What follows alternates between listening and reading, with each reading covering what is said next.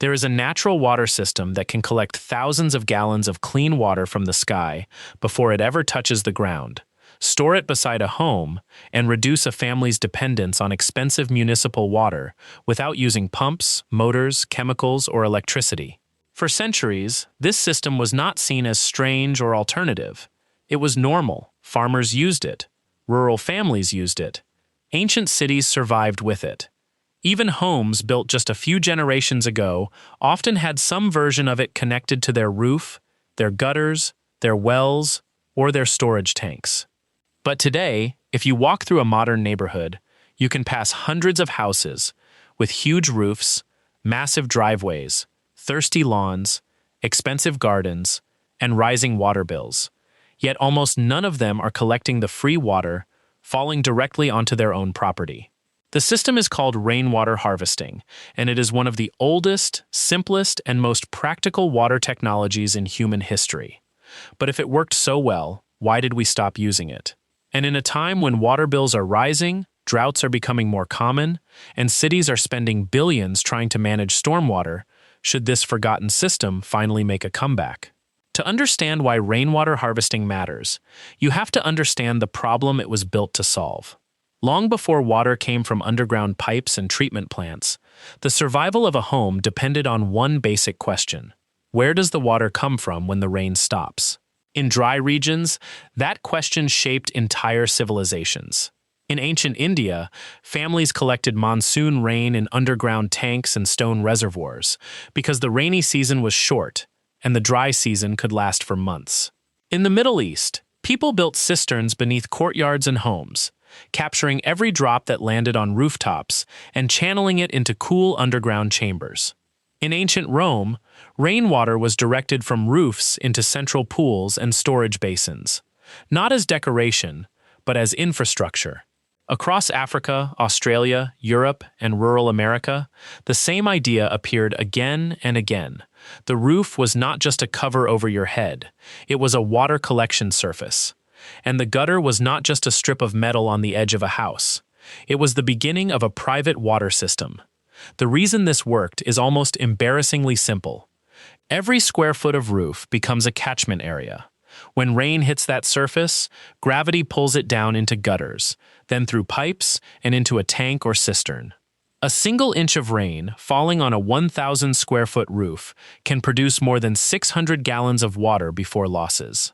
That means one strong storm can fill a small storage tank without a single watt of electricity. And if the tank is raised above ground, gravity can deliver that water to a garden hose, a livestock trough, or even basic household uses with almost no mechanical input. This is why older farms and homesteads treated rainwater like an asset. It was softer than many groundwater sources because it had not picked up heavy mineral deposits from soil and rock. It was useful for washing, irrigation, animals, and sometimes drinking when properly filtered and maintained. It also reduced the strain on wells during dry periods, giving families a second source of water when the ground was low. But the real genius of rainwater harvesting is not just that it collects water. It solves several problems at the same time. When rain falls on a modern home, most of it is treated like waste. It runs off the roof, rushes across concrete, enters storm drains, floods streets, erodes soil, and carries oil, fertilizer, and debris into rivers and waterways.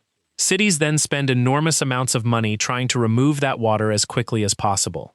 But rainwater harvesting flips that logic. Instead of sending water away, the home keeps it.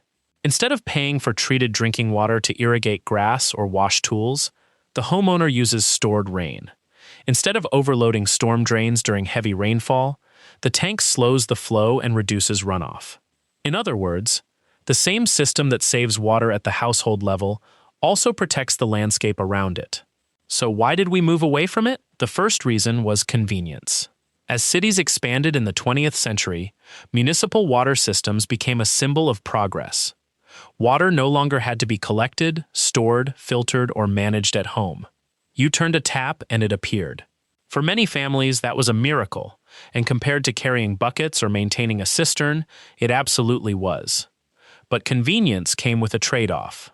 Once water became centralized, people stopped seeing rain as a resource. They started seeing it as weather.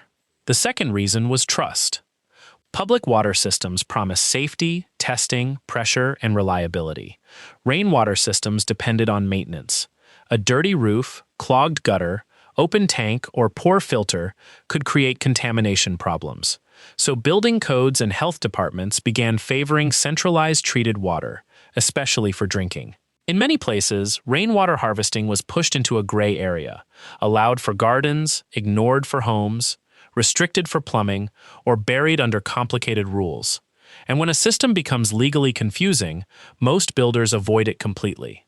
The third reason was the construction industry itself.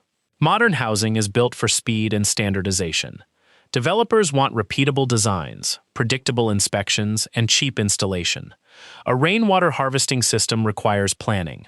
The roof pitch matters, the gutter size matters, the tank location matters, the overflow path matters, the first flush diverter matters, the filter matters, the local rainfall pattern matters. That kind of site-specific thinking does not fit easily into a mass-produced neighborhood where every house is supposed to be built quickly and sold fast. So the system was left behind, not because it stopped working, but because the industry moved toward convenience, centralization, and uniform design. But here is where the story becomes strange. At the exact moment we stopped designing homes to collect rainwater, our demand for water exploded. Lawns became bigger, gardens became decorative, driveways expanded, suburbs spread outward. Washing machines, dishwashers, pressure washers, swimming pools, and irrigation systems became normal. And in many homes, treated drinking water is now used for jobs that do not require drinking quality water at all. People spray it on grass, they wash cars with it, they flush toilets with it, they use it to rinse mud off concrete. That means cities spend money treating water to human consumption standards, only for homeowners to pour it into soil within seconds. Rainwater harvesting challenges that entire model. It asks a simple question. Why are we paying for purified water when the sky is already delivering water to the roof? A properly designed system usually has four main parts. First is the catchment surface, usually the roof. Second is the conveyance system, the gutters and downspouts that move the water. Third is the storage tank, which can be above ground, underground, plastic, concrete, metal, or masonry.